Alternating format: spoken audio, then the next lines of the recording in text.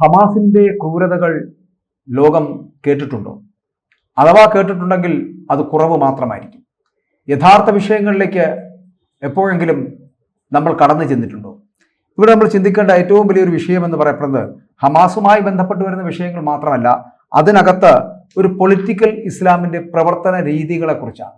രാജ്യം ഏത് തന്നെയായാലും ആ പൊളിറ്റിക്കൽ ഇസ്ലാമിന്റെ പ്രവർത്തന രീതി എന്ന് പറയപ്പെടുന്നത് ഒന്ന് തന്നെയായിരിക്കും എന്നുള്ളതാണ്.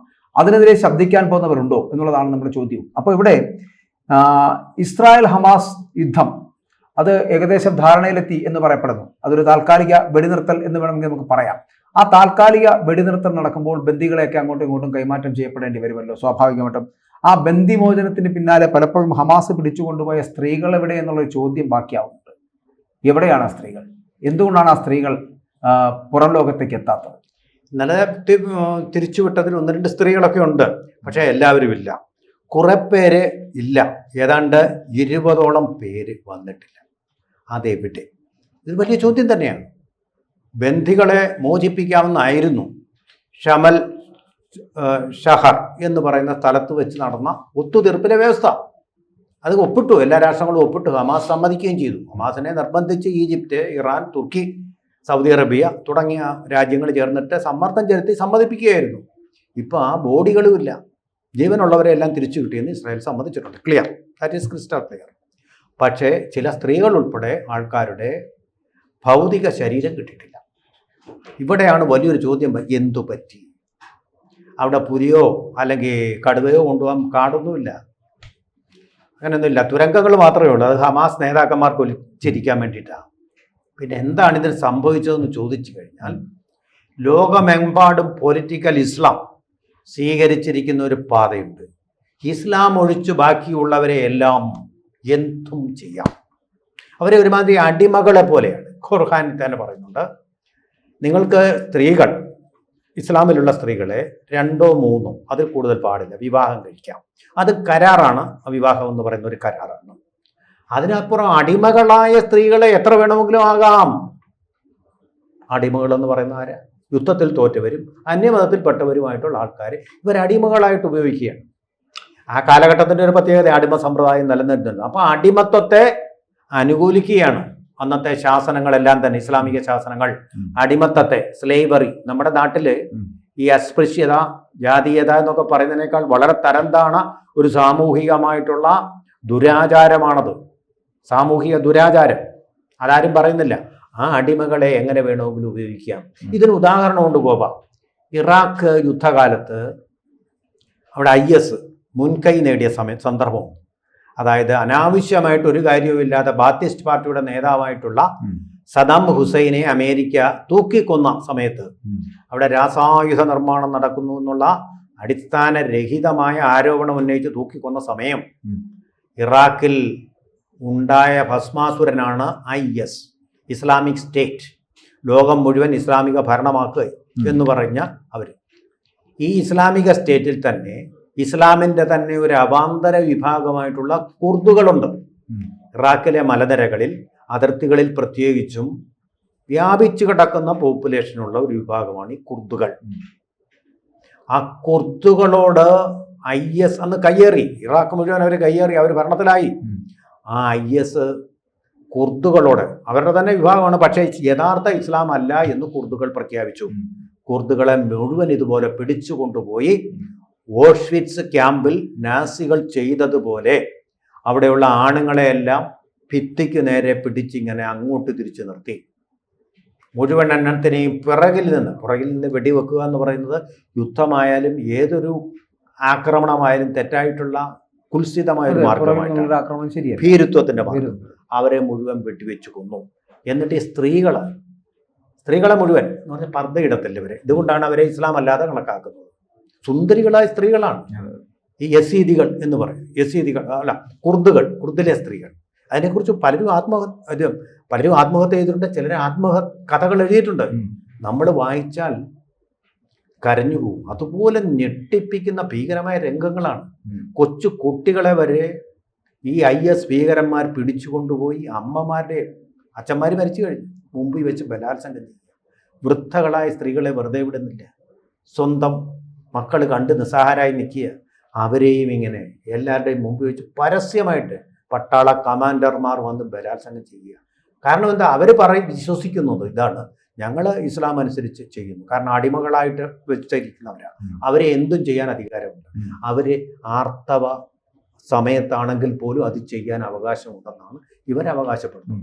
അങ്ങനെ ക്രൂരമായിട്ടുള്ള ലൈംഗിക അതിക്രമമാണ് ഇവർ, മ്ലേച്ഛവും അതുപോലെ തന്നെ നോസിയേറ്റിങ്ങുമായിട്ടുള്ള വമനേച്ഛ ഉണ്ടാക്കുന്ന ഇതുമായിട്ടുള്ള രീതിയിൽ മൃഗങ്ങൾ ഇതുപോലെ ചെയ്തില്ല, അതിനേക്കാൾ മൃഗീയമായ രീതിയിലാണ് അവർ ചെയ്തിരുന്നതെന്ന് പറയുന്നത് ഈ കുർദുകളിൽപ്പെട്ട രക്ഷപ്പെട്ട ഒരു സ്ത്രീ തന്നെയാണ്.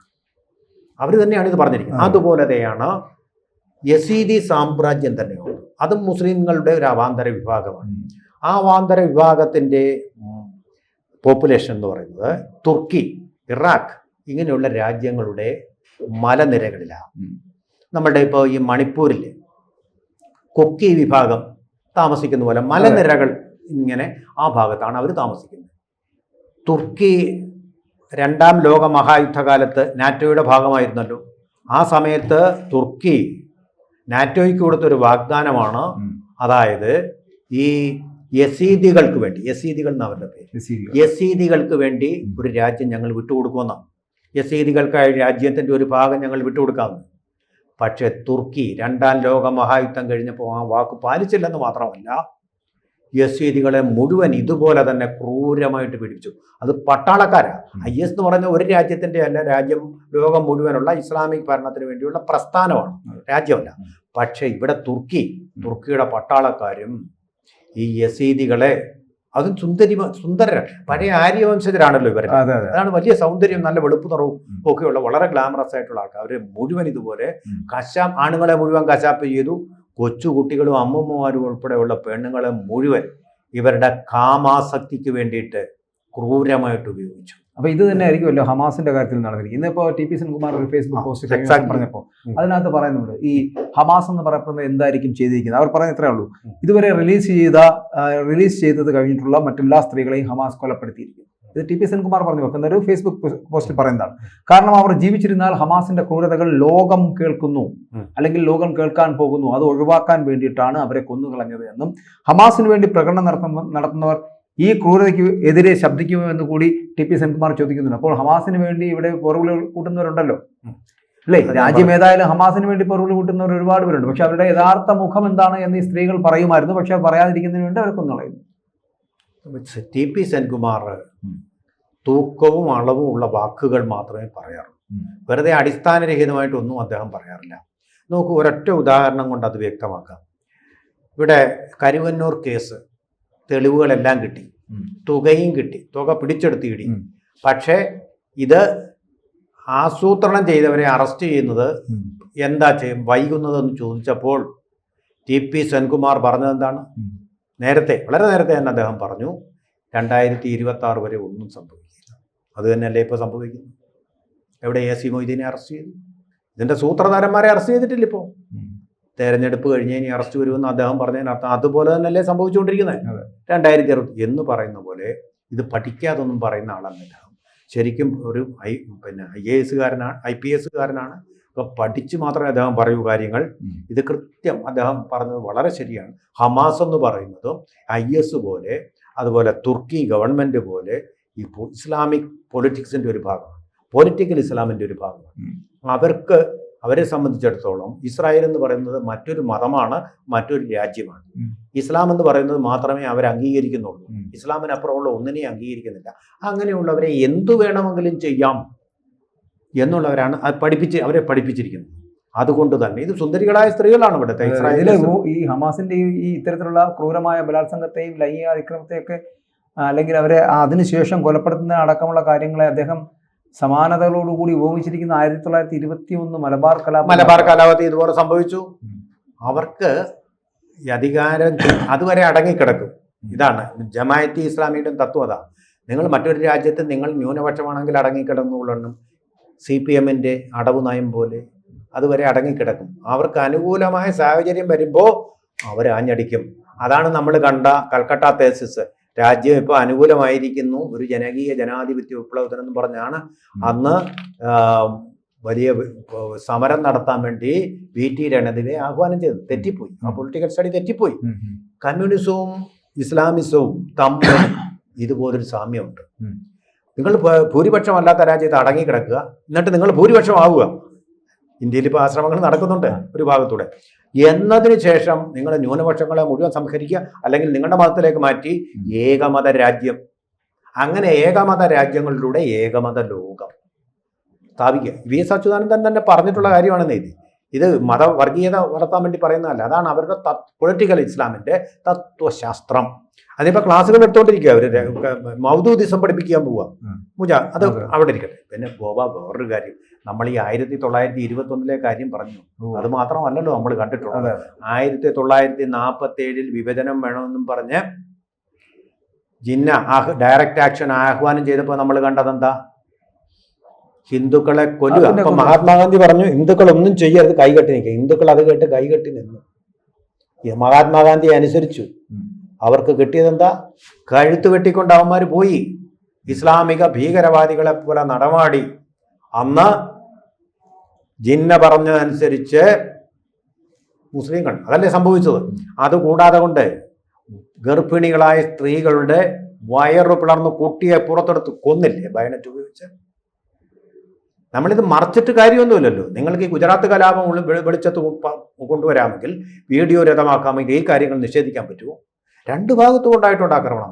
പക്ഷെ വളരെ ക്രൂരമായിട്ടുള്ള ആക്രമണം ഉണ്ടായിട്ടുള്ളത് ആ പൊളിറ്റിക്കൽ ഇസ്ലാമിൻ്റെ ഭ്രൂണരൂപമായിട്ടുള്ള മുസ്ലിം ലീഗിൻ്റെ ഭാഗത്തു നിന്നാണ്. ജിന്ന ഒരു അഹിംസയിലും വിശ്വസിച്ചില്ലപ്പോൾ കൊന്നേക്ക് രാജ്യം മുഴുവൻ ചോരപ്പുഴ ഒഴുകട്ടെ. അങ്ങനെ അതിൽ നിന്ന് ജനിച്ചതാണ് പാകിസ്ഥാൻ എന്ന് പറയുന്ന രാഷ്ട്രം. അല്ല, ഈ പാകിസ്ഥാൻ എന്ന് പറയുന്ന രാഷ്ട്രം അവിടെ ഒരു ചെറിയ വിഷയമുള്ളത്. നമ്മുടെ വിഷയം അതല്ലെങ്കിൽ കൂടിയും ഈ ഇന്ത്യക്കകത്തുണ്ടായിരുന്ന രാജ്യമായിരുന്നു ഈ പാകിസ്ഥാൻ. അതിനുശേഷം 47-ലാണല്ലോ ഇത്, ഇങ്ങനെ വിഭജന കാലത്താണല്ലോ ഇത് രണ്ടായി മാറുന്നത്. ഇപ്പൊ നമുക്ക് തോന്നുന്ന ഒരു കാര്യമാണ് ഞാൻ ഈ പറഞ്ഞത്. നമ്മൾ ഈ പൊളിറ്റിക്കൽ ഇസ്ലാമിന്റെ കാര്യം പറഞ്ഞതുകൊണ്ടാണ് പറയുന്നത്. അന്നുണ്ടായിരുന്നവരിൽ ഭൂരിപക്ഷം വരുന്ന തീവ്രവാദ സ്വഭാവമുള്ള മുസ്ലിങ്ങൾ, അല്ലെങ്കിൽ ഈ പറയുന്ന പൊളിറ്റിക്കൽ ഇസ്ലാമിന്റെ ഭാഗമായേക്കാവുന്ന മുസ്ലിങ്ങൾ, അതടങ്ങുന്നവരുടെ ഒരു സംഘമാണെന്ന് തോന്നുന്നു ഈ പാകിസ്ഥാനിലേക്ക് കുടിയേറിപ്പോയത്, അല്ലെ? അങ്ങനെ വിശ്വസിക്കേണ്ടി വരുന്നില്ലേ? അതോ അതിന്റെ ബാക്കി അവശിഷ്ടങ്ങൾ ഇന്ത്യയിലുമുണ്ടോ? ഉണ്ടല്ലോ, ധാരാളമായിട്ടുണ്ട്. അതൊന്നും തീർന്നിട്ടില്ല. ഇന്ത്യയിലുണ്ട്. അത് അവർ പരമാവധി ഉപയോഗിക്കാൻ പറ്റുന്നിടത്തൊക്കെ ഉപയോഗിച്ചുകൊണ്ടിരിക്കുക. ഒരു മതേതര സങ്കല്പം എന്ന് പറയുന്നത് അവർക്കെതിരാണ്. ഏകമതം മതി, ഭരണഘടന അവർക്കെതിരാണ്, ജനാധിപത്യം അവർക്കെതിരാണ്. അതിൽ വിശ്വസിക്കാത്ത ഒരു വിഭാഗം നല്ല ആൾക്കാരുണ്ട്. അവർ ഈ പൊളിറ്റിക്കൽ ഇസ്ലാമിനെ സഹായിക്കാൻ വേണ്ടി ചെയ്യുന്നുണ്ട്. അവരുടെ മതം പഠിപ്പിക്കുന്നത്, അവർ ക്രിമിനൽസ് ആയതുകൊണ്ടാണെന്ന് ഞാൻ പറയുന്നത്. അവരുടെ മതം അവരെ പഠിപ്പിക്കുന്നതാണ്. തിരുത്തുവേണ്ടത് അവിടെയാണ്. അതുണ്ടാവുന്നില്ല. അതൊരു ഇസ്ലാമിൽ ഇപ്പൊ ചേകന്നൂർ മൗലവി വന്നു, അദ്ദേഹത്തിന്റെ പൊടി പോലും കിട്ടിയില്ല. അന്വേഷണത്തിൽ കുറ്റവാളികളാണെന്ന് പോലും തിരിഞ്ഞു. അത്ര ശക്തമാണ്. ഖുറാനിലൊക്കെ സ്ത്രീകളെ സംരക്ഷിക്കണമെന്ന് പറയപ്പെടുന്ന നിയമം വല്ലാതെ ലിഖിതമാക്കിയിട്ടുണ്ട് എന്ന് പറയുമ്പോഴും സ്ത്രീകളെ സംരക്ഷിക്കണം. ഇസ്ലാമായിട്ടുള്ള സ്ത്രീകൾ, ഭാര്യമാരാക്കുന്ന സ്ത്രീകളെ സംരക്ഷിക്കാൻ ബാധ്യസ്ഥരാണ്. അത് ധനപരമായിട്ടാണ്. ഈ ഹമാസിനെ പോലുള്ളവർക്ക് അവർ പുറത്തിറങ്ങരുതെന്നും പറയുന്നുണ്ട്. അതിൽ പുറത്തിറങ്ങാൻ പാടില്ല. പുരുഷന്റെ പൂർണ്ണമായ സംരക്ഷണയിലായിരിക്കണം. നമ്മുടെ മനുവാദം പോലെ തന്നെ ഒരു വാദമാണ് അവിടെ ഉള്ളത്. അവർക്ക് സ്വാതന്ത്ര്യം കൊടുക്കുന്നുണ്ടല്ലോ, സ്ത്രീകൾക്ക് സ്വാതന്ത്ര്യം വ്യാഖ്യാനിക്കപ്പെടുകയാണ്, പലതരത്തിൽ വ്യാഖ്യാനിക്കപ്പെടുകയാണ്. അത് കാലഹരണപ്പെട്ട തത്വം. ഞാൻ മനുവാദമായാലും മറ്റെന്തായാലും സ്ത്രീകൾ പുറത്തിറങ്ങുക എന്ന് പറയുന്നത് കാലഹരണപ്പെട്ട തത്വശാസ്ത്രമാണ്. അത് ഇരുണ്ട നൂറ്റാണ്ടുകളുടെ തത്വശാസ്ത്രമാണ്. അത് നമ്മൾ വെച്ചുകൊണ്ടിരിക്കേണ്ട യാതൊരു ആവശ്യവുമില്ല. നമ്മൾ ശാസ്ത്രീയ സമീപനത്തോടു കൂടിയാണ് മുന്നോട്ട് പോകുന്നത്. സംശയമൊന്നുമില്ല. ഏത് മതത്തിന്റെ കാര്യത്തിലും അത് തന്നെയാണ്. പരിണാമ സിദ്ധാന്തം ശരിയല്ല എന്ന് പറഞ്ഞിട്ട് കാര്യമില്ല. ഗർഭചിത്രം പ്രാപമാണെന്ന് പറഞ്ഞിട്ടും കാര്യമില്ല. കാരണം കാലഘട്ടത്തിനനുസരിച്ച് മാറ്റമില്ലാത്തതായിട്ട് മാറ്റം ഒന്ന് മാത്രമേ ഉള്ളൂ. അല്ലെങ്കിൽ മാറ്റും അവകളി നിങ്ങളെ തന്നു കുമാരനാശാൻ പറഞ്ഞു. മാറ്റുവിൻ ചട്ടങ്ങളെ സ്വയം, അല്ലെങ്കിൽ മാറ്റും അവകളി നിങ്ങളെ താൻ. അതാണ് ശരിയായിട്ട്. തീർച്ചയായിട്ടും ഈ പൊളിറ്റിക്കൽ ഇസ്ലാം എന്ന് പറയപ്പെടുന്ന രാജ്യം ഏതായാലും ഇതിങ്ങനെ തുടർന്നുകൊണ്ടിരിക്കും. ഹമാസ് എന്ന് പറയപ്പെടുന്ന ഹീബ്രു വാക്കിൽ അക്രമം എന്നാണ്. ആ അക്രമം എന്ന് പറയപ്പെടുന്ന പരമ്പരയായിട്ട് ഇനി തുടരാതിരിക്കട്ടെ എന്ന് നമുക്ക് ചിലപ്പോൾ പ്രതീക്ഷിക്കാം. അതിനുള്ള വകയൊന്നും പക്ഷേ കാണുന്നുണ്ടെന്ന് തോന്നുന്നില്ല, അല്ലേ? അങ്ങനെ ഒരു സമാധാന പുലരിയൊന്നും ഉണ്ടാകാൻ പോകുന്നില്ല. ഇത് വലിയ പ്രശ്നമാകും. കാരണം ഈ ബോഡി കൊടുത്തില്ലെങ്കിൽ തന്നെ ഇപ്പോൾ ഉടനെ പ്രശ്നം ഉണ്ടാകാൻ പോവാണ്. മറ്റൊരു വലിയ ഒരു കാരണം സ്ത്രീകളുടെ ബോഡി ഇത്രയും ക്രൂരമായിട്ടുള്ള ലൈംഗിക അതിക്രമത്തിന് ശേഷം വിട്ടു നൽകുന്നില്ല എന്ന് പറയപ്പെടുന്ന തരത്തിൽ അവരെ വധിക്കുക എന്ന് പറയപ്പെടുന്നത് പുറം ലോകം ഈ സത്യമൊന്നും അറിയരുതെന്ന് ഉള്ള ഒരു വലിയ ചിന്ത ഉള്ളത് കൊണ്ടല്ലേ? ചതിയുണ്ട്. തീർച്ചയായിട്ടും.